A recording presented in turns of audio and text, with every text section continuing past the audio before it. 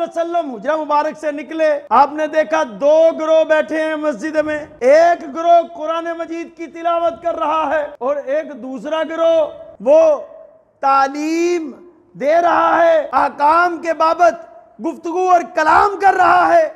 तो आप करीम आका अलैहिस्सलातु वस्सलाम ने फरमाया कि ये दोनों गिरोह जो हैं ये कामयाब है। फिर आपने फरमाया कि जो उनमें दीन की तालीम दे रहा है ये गिरोह दूसरे गिरोह से बेहतर है। और फरमाया मैं भी अल्लाह ताला की तरफ से मुअल्लम बना कर भेजा गया हूं। तो आप फिर जो तालीम देने वाला गिरोह था उसमें बैठ गए और तशरीफ रखी।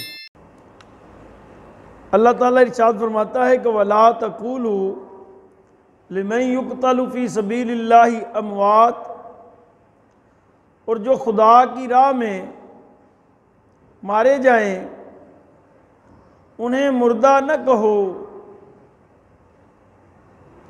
बल अहयाउन वलाकिन ला तशऊरून, बल्कि वो जिंदा हैं ला तशऊरून, तुम्हें खबर नहीं।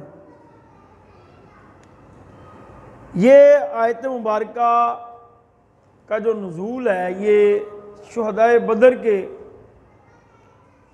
मुताल्लिक था कि जब शुहदा के मुताल्लिक लोग मुख्तलिफ बातें करने लगे तो इस आयत मुबारका से शहीद की अज़मत अल्लाह ताला ने वाज़े बयान फरमा दी। शहीद कि वैसे कई किस्में हैं जिसमें सबसे आला किस्म अल्लाह की राह में जहाद करना और फी सबीलिल्लाह अल्लाह की राह में जान को कुर्बान कर देना, पेश कर देना। हाज़रीन व सामीन, जैसा कि करबला के मैदान में हक और बातिल की एक मार का आराई के नतीजा में अहले बैत अतहार के शुहदा और फिर उनका हक के लिए अपना माल, जान, औलाद सब कुछ कुर्बान कर देना, ये एक बहुत बड़े फजल और करम और एहसान और अल्लाह ताला की बारगाह में इस्तकामत और एक ऐसा अजीम अमल है कि जो दुनिया में रहते हुए इस्लाम में एक रोशन मीनारा की हैसियत से हमेशा दरख्शां रहेगा। जो आयत मुबारक आपने सुनी, इस आयत मुबारक से हमें जो सबक हासिल होता है वो ये सबक हासिल होता है कि अल्लाह और उसके रसूल की रज़ा के लिए और हक को बुलंद करने के लिए अगर किसी मौका पर इंसान के पास अगर कोई कीमती चीज़ है सबसे ज़्यादा तो उसका ईमान है। क्या है? ईमान है। ईमान से ज़्यादा कीमती चीज़ दुनिया में इंसान के पास कोई नहीं, और जिसके पास ईमान नहीं वो सब कुछ होते हुए भी समझे कि वो दुनिया में सबसे ज़्यादा गरीब है। ईमान के हुजूर नबी करीम सल्लल्लाहु अलैहि वसल्लम ने फरमाया 70 दर्जे हैं। कितने दर्जे हैं? बोलो कितने हैं? 70 दर्जे हैं, जिसमें पहला दर्जा ला इलाहा इल्लल्लाह मुहम्मदुर रसूलुल्लाह है और आखिरी दर्जा रास्ते में से कोई तकलीफ दे शय को हटाना जिससे लोगों की मुश्किलात आसान हो जाए।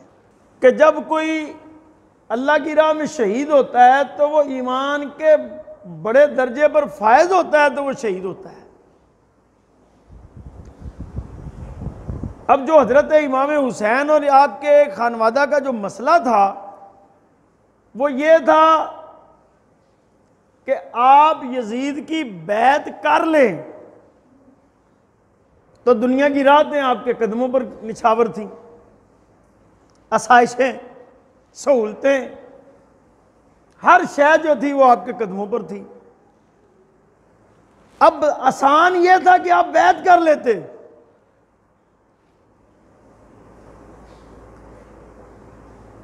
और मुश्किल यह था कि आपने अपने नन्हे बेटे सैयदना अली असगर, अपने जवान साला शबीह रसूलुल्लाह सल्लल्लाहु अलैहि वसल्लम हजरत अली अकबर, और अपने भतीजे, भांजे और दीगर सहाबा किराम की औलादें 72 जो है वहां पर शहादतें हो गई। यह मुश्किल था, और लाजमी बात है उस काफिले की क़यादत भी आप पर थी, उसका सवाल भी और जवाब भी आपसे ही है। और इसीलिए रसूलुल्लाह सल्लल्लाहु अलैहि वसल्लम ने फरमाया कि जन्नत के नौजवानों के सरदार हसन और हुसैन हैं, कि जब मुसलमान ईमान के साथ कामिल हो जाता है फिर उसके नजदीक दुनिया की हर चीज जो है वो ईमान से नीचे आ जाती है, ईमान सबसे ऊपर आ जाता है। कि एक रास्ते में, दमिश्क के रास्ते में, यजीद ने कहा कि सर को फिराया जाए ताकि लोगों पर खौफ और हर्ष पैदा हो जाए, लोग डर जाएं और हजरत इमाम हुसैन के साथ खड़ा ना हो, इनकी हमायत में खड़ा ना हो, ताकि कोई कल को बगावत ना करे।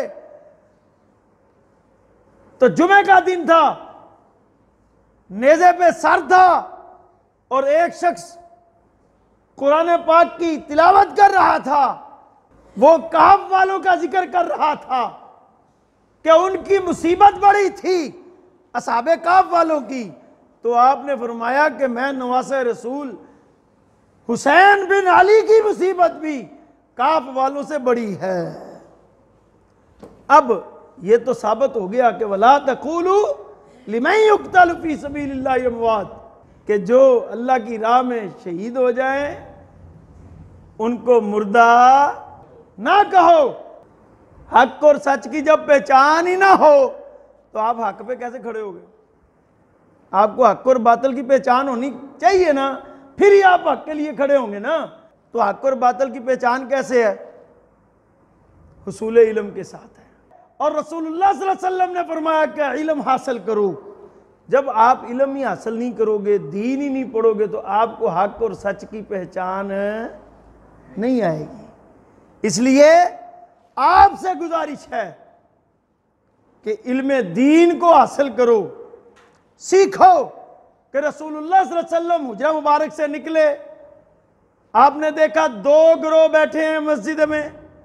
एक गिरोह कुरान मजीद की तिलावत कर रहा है और एक दूसरा गिरोह वो तालीम दे रहा है, मसाइल और दीगर अहकाम के बाबत गुफ्तगू और कलाम कर रहा है। तो आप करीम आका अलैहिस्सलातु वस्सलाम ने फरमाया कि ये दोनों गिरोह जो हैं ये कामयाब है। फरमाया ये दोनों गिरोह बेहतर हैं, इनका अमल खैर का अमल है, कामयाबी का अमल है। तो फिर आपने फरमाया कि जो उनमें कलाम कर रहा है, दीन की तालीम दे रहा है, ये गिरोह दूसरे गिरोह से बेहतर है। और फरमाया कि फिर मैं भी अल्लाह ताला की तरफ से मुअल्लम बना कर भेजा गया हूं। तो आप फिर जो तालीम देने वाला गिरोह था उसमें बैठ गए और तशरीफ रखी। इस हदीस पाक से क्या बात मालूम हुई कि दीन को सीखने वाला अल्लाह की बारगाह में, इल्म को हासिल करने वाला अल्लाह की बारगाह में कामयाब है। अल्लाह ताला हमें इल्म हक, इल्म शरीयत और इल्म दीन, रसूलुल्लाह सल्लल्लाहु अलैहि वसल्लम की मोहब्बत व अताअत में सीखने समझने की तौफीक अता फरमाए और हक और सच को समझने की ताकत, हिम्मत, इस्तिताअत अता फरमाए। आमीन बिजाहि नबील करीम सल्लल्लाहु अलैहि वसल्लम।